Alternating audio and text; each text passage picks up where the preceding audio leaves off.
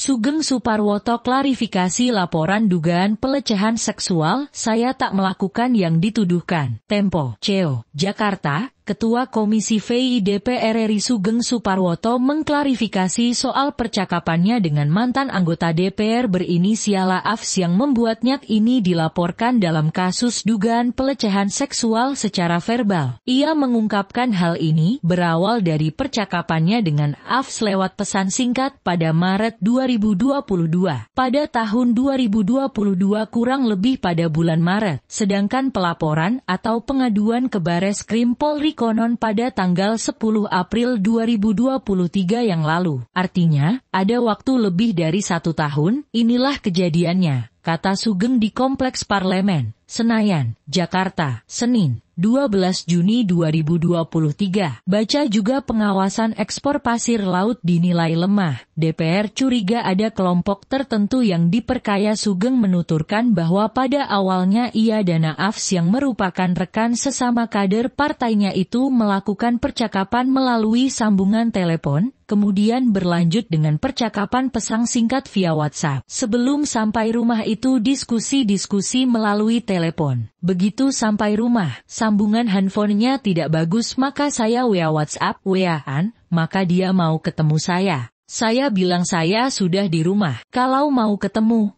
ya, silakan saja di rumah, tuturnya. Politikus Partai Nasdem itu mengatakan pernyataan tersebut kemudian direspons oleh AFS dengan mengabarkan situasinya. Baca juga Mahkamah Konstitusi akan bacakan putusan soal sistem pemilu. Ini harapan anggota DPR. Dia menyatakan dia juga sudah di rumah. Saya tanya, lagi ngapain? Dijawab lagi mandi. Itulah yang dikatakannya, ucapnya. Menanggapi kabar AFS tersebut, Sugeng pun mengaku bahwa dirinya merespons balik AFS dengan mengirimkan pesan meminta foto. Sugeng mengklaim bahwa pernyataannya itu secara bercanda. Akan tetapi, dalam suasana yang bercanda, saya bilang foto dong. Itulah sampai di situ, terangnya. Menurut Sugeng, ia dan AFS berasal dari daerah pemilihan yang sama sehingga ia mengklaim relasi mereka dekat. Bahkan, Sugeng mengaku sudah menganggap AFS seperti adiknya. Bahkan, kami saling support. Ingat ya, saling support men-support dengan berbagai kegiatan, katanya. Sugeng pun mengaku kaget dengan aduan ke Bareskrim Polri soal dugaan tindakan pelecehan seksual secara verbal tersebut. Sementara itu, dia mengatakan bahwa dirinya tidak pernah bersentuhan fisik dengan AFS. Memang saya tidak pernah bersentuhan secara fisik setetes pun, saya tidak pernah menyentuh rambutnya, kukunya, pipinya, hidungnya, apalagi tubuhnya.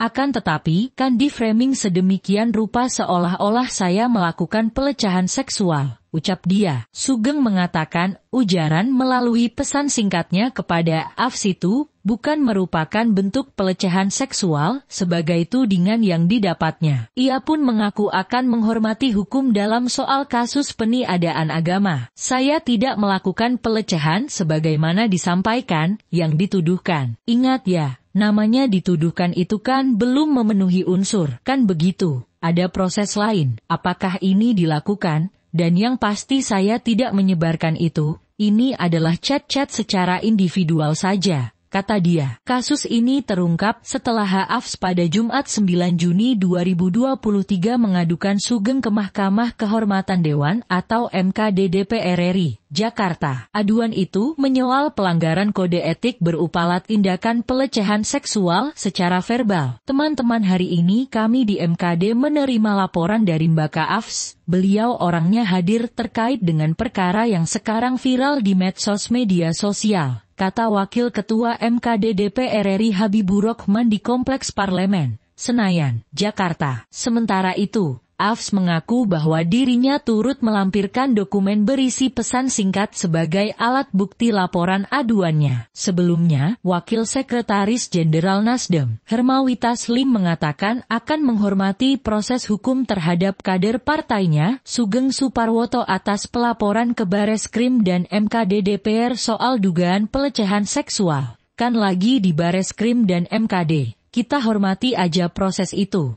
katanya saat dihubungi. Jumat, 9 Juni 2023. Hermawi meyakinkan bahwa Sugeng tidak dicopot atas status keanggotaan sebagai kader Partai Nasdem selama belum ada keputusan resmi dari pengadilan dan MKD. Oh ya pasti, katanya. Apalagi, lanjut dia, proses hukum terhadap Sugeng belum dimulai. Prosesnya aja belum mulai, katanya.